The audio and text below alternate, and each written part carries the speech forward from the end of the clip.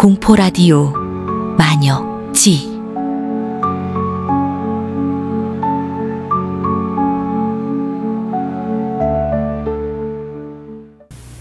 작년 봄이었습니다.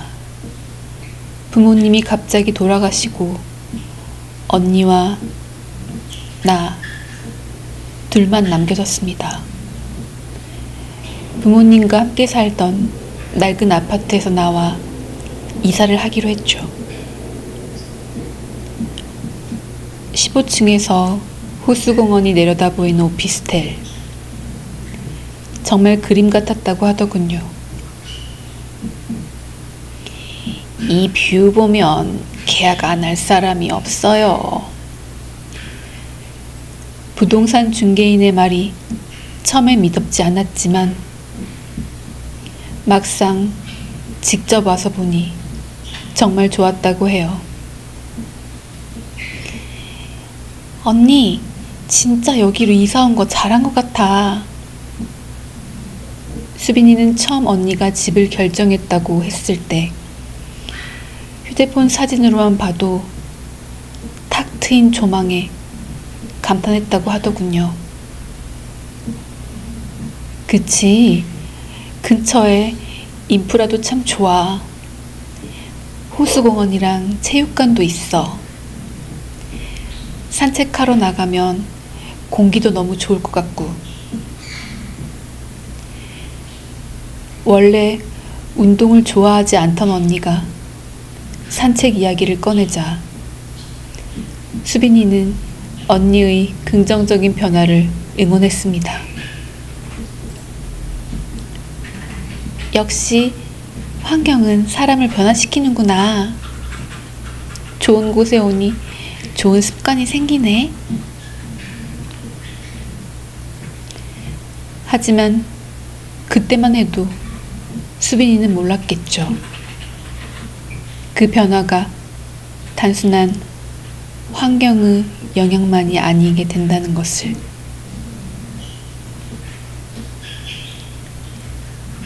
이사를 한 지 일주일이 채 안 되어서 언니는 완전히 새로운 루틴에 빠져들었다고 해요. 매일 아침과 저녁에 호수공원으로 향하는 것이 일상이 되었죠.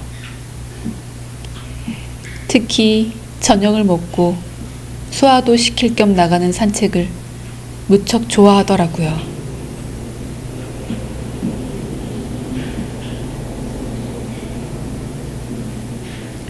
그런데 수빈이가 발견한 건 단순한 운동 습관의 변화가 아니었어요. 언니가 매일 같은 시간에 나가서 자주 마주치는 사람들 이야기를 할 때였죠. 유독 신나서 얘기하는 한 여자아이가 있었어요. 정말 예쁜 아이가 있어. 나이는 5살 정도? 긴 생머리에 엄마 손을 꼭 잡고 산책하는 모습이 너무 예쁘고 귀여워. 원래부터 아이들을 좋아하는 언니였지만 뭔가 달랐어요. 그 아이 이야기를 할 때면 언니의 목소리 톤이 변했거든요. 평소보다 더 높고 더 아이 같달까. 하지만 그때는 단순히 그 아이가 너무 예뻐서 그런 거라고 생각했다고 해요. 집을 이사하고 나서부터 부쩍 생기가 넘치고 활발해진 언니를 보면서 수빈이도 함께 행복해했어요. 아무래도 대학 생활을 하면서 친구들과 어울리고 남친과 데이트도 해야 하고 같이 살면서도 언니와 마주보고 이야기할 시간이 많이 부족했다고 합니다. 그렇게 한 달여가 지나갈 무렵 수빈이는 언니의 이상한 점을 발견하기 시작했죠.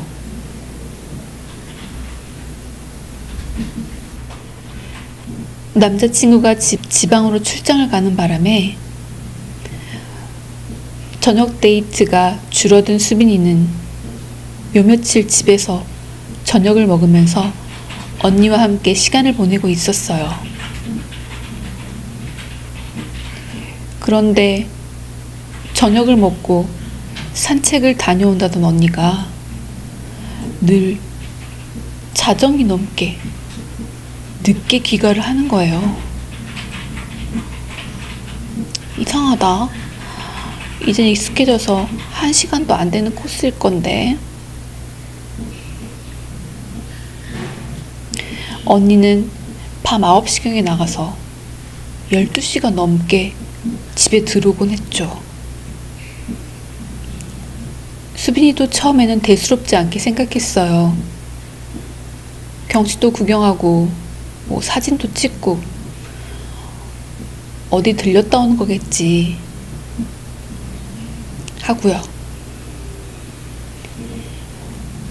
하지만 매일같이 자정이 넘어 들어오는 언니가 슬슬 걱정이 됐어요.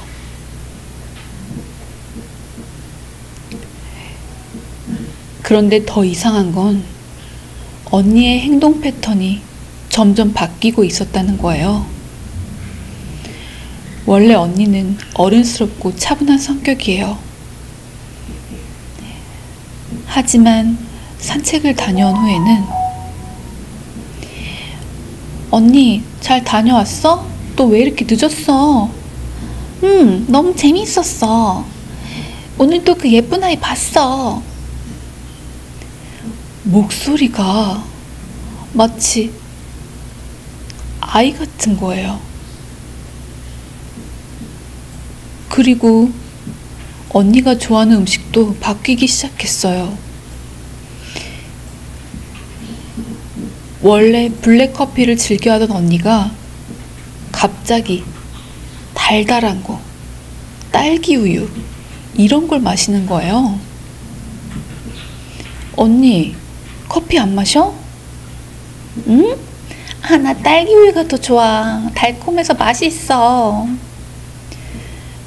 말투도 행동도 점점 어린아이 같아지고 있었죠. 슬슬 이제 밤늦게 다니는 언니가 걱정이 되기도 하고 점점 변해가는 언니가 걱정이 되기도 해서 일주일째 빨리 들어오라고 잔소리를 했는데도 늘 자정이 되어서야 들어오는 언니를 보고 수빈이는 화가 폭발하고 말았어요. 언니 진짜 공원에서 산책만 하는 거 맞아? 그냥 한 바퀴만 돌고 1시간 되면 돌아오라고. 도둑고양이처럼 살금살금 집으로 들어오던 언니는 안 자고 있다가 소리를 지르는 수빈이를 보며 흠칫 놀라 대답했어요. 알았어. 나도 진짜 이해가 안 돼.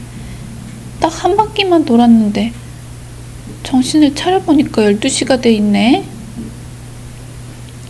수빈이는 언니의 말을 듣고 너무 어이가 없었죠. 언니, 지금 그게 말이야, 방구야. 됐어. 오늘 밤에는 나랑 같이 가.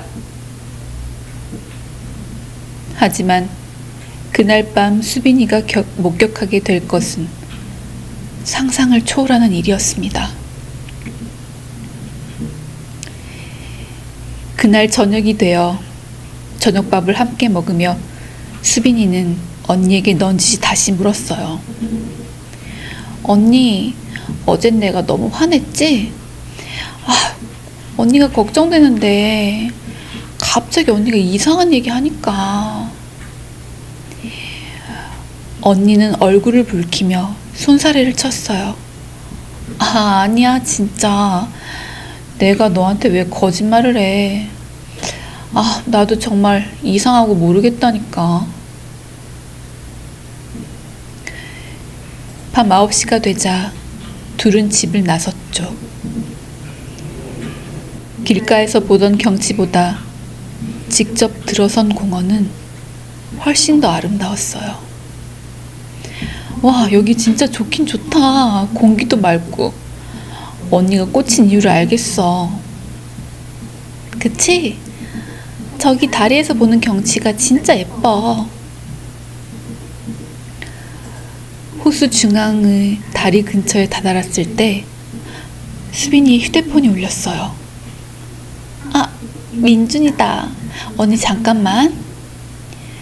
받아. 난 천천히 걷고 있을게. 수빈이는 남자친구와 통화를 하며 다리 입구에 서 있었어요.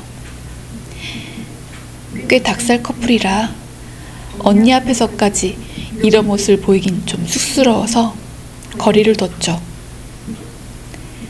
한참 웃으며 통화를 하면서도 수빈이의 시선은 언니를 따라갔어요. 언니는 아주 천천히 걸으면서 다리를 건너고 있었어요. 10분 정도? 통화는 계속 이어졌죠. 눈으로 언니를 따라가다가 다리 끝쪽에 언니가 말한 인상의 소녀와 엄마를 볼 수 있었어요. 언니 말처럼 뒷모습만 봐도 예쁨이 느껴지는 사랑스러운 아이였어요. 수빈이는 그 소녀와 엄마에서 시선을 거두며 전화를 끊으려고 했어요. 그런데 다리 위에 있는 언니를 보는 순간 갑자기 머릿속이 새하얘지면서 온몸에 닭살이 돋더군요.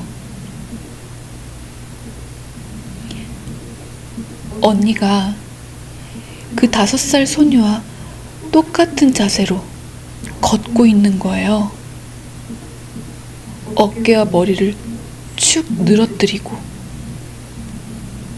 그런데 다리 위 어느 한 부분에서 계속 그 자리에서 뱅글뱅글 돌고 있는 거였죠. 수빈이는 급작스럽게 정신을 차리고 헐레벌떡 언니에게 뛰어갔어요. 떨리는 손을 뻗어 언니의 양 어깨를 잡으며 언니를 불러 세웠죠.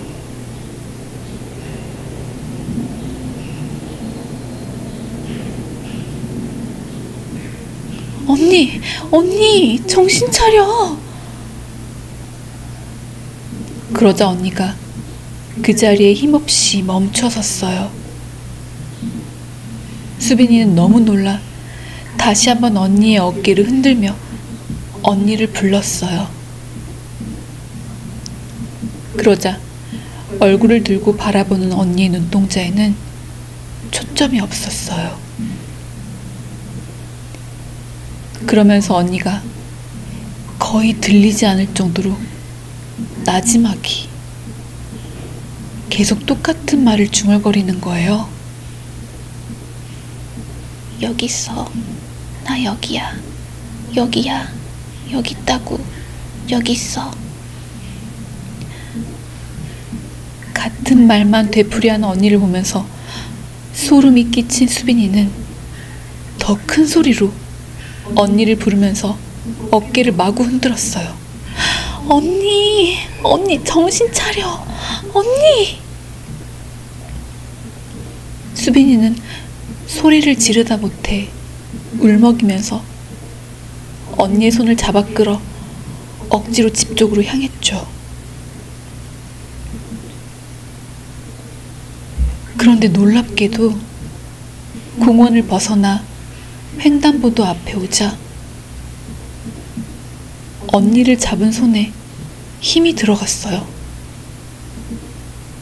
그리곤 언니가 수빈이를 불렀죠. 수빈아. 수빈이는 언니의 목소리를 듣고 정말 얼마나 안심이 됐었는지 몰랐다고 해요. 언니, 지금 괜찮아? 응. 왜? 무슨 일이야? 우리 왜 여기 있어? 언니는 정말 아무것도 기억하지 못하는 것 같았어요. 하지만 집에 도착한 후 수빈이가 그날 밤 목격한 것을 설명했을 때 언니의 반응이 더 이상했죠. 언니가 너무 놀랄까봐 수빈이는 언니가 했던 행동을 다 이야기하진 못했어요. 그냥 언니가 정신이 나간 사람처럼 다리 위에 서 있었다고 그렇게 이야기했죠.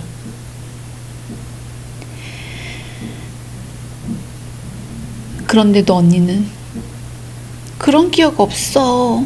난 그냥 경치 보고 있었는데. 수빈이는 사실 언니의 그 아이 같은 말투가 더 신경이 쓰였다고 해요. 그리고 그 다음 며칠 언니의 변화는 더욱 심해졌다고 합니다.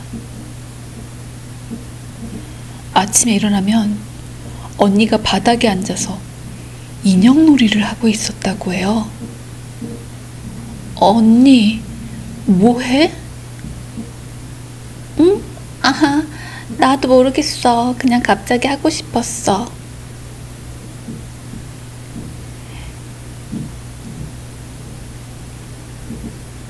그렇게 며칠이 지난 어느 날 밤, 수빈이는 이상한 소리에 잠에서 깼어요.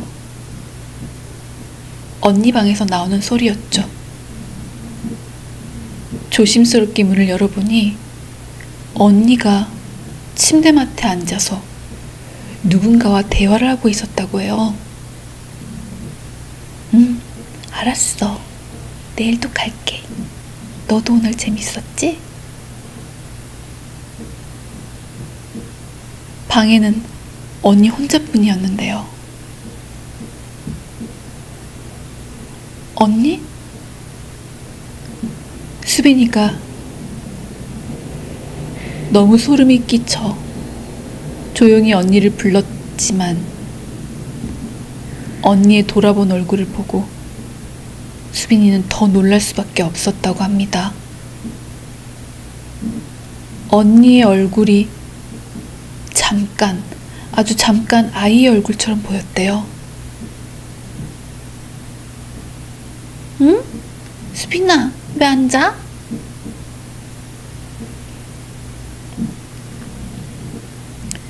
곧바로 다시 평소의 언니로 돌아온 것 같았지만 수빈이는 확신했죠. 뭔가 심각한 일이 일어나고 있다는 것을. 다음날 수빈이는 호수공원에 대해 검색하기 시작했어요. 오래된 기사를 마구 찾아봤죠. 그리고 충격적인 기사를 발견했어요. 7년 전 호수공원에서 실종된 박민지 양에 관한 기사였죠. 기사를 보자마자 거기에 있는 아이의 사진이 언니와 함께 봤던 그 소녀와 똑같았어요. 더 검색해보니 그 아이는 7년 전 호수공원에서 실종된 후 아직도 찾지 못하고 있었다고 해요.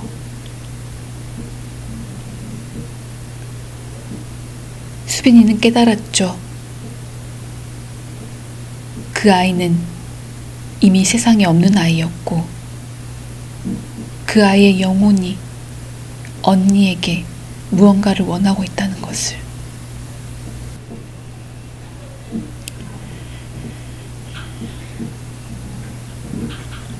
무언가에 확신이 든 수빈이는 그날로 바로 경찰서에 찾아갔습니다. 7년 전에 실종된 아이의 기사와 함께 자신과 언니가 본 그 아이의 영혼 이야기를 하면서 다리 근처에 수색을 요청했죠. 처음엔 무슨 귀신 이야기인가 하고 무시하던 경찰들도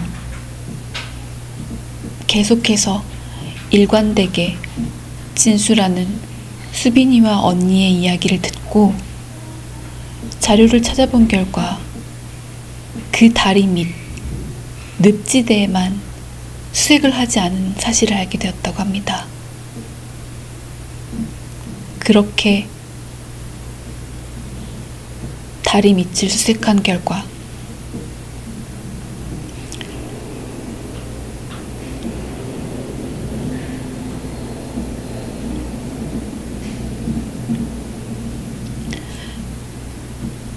예상하셨듯이 그 아래에는 커다란 캐리어 가방과 5살 정도 아이의 것으로 추정되는 유골이 발견되었다고 해요.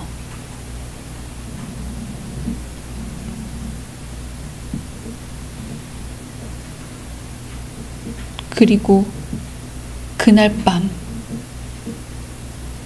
언니는 그 예쁜 아이가 나와서 언니에게 고맙다고 하는 인사를 받았다고 합니다.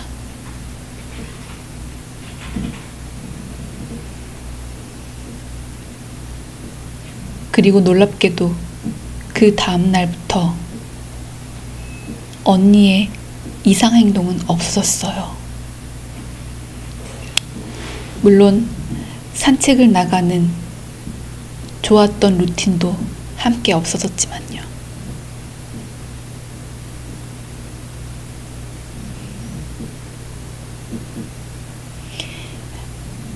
오늘 이야기는 여기까지입니다.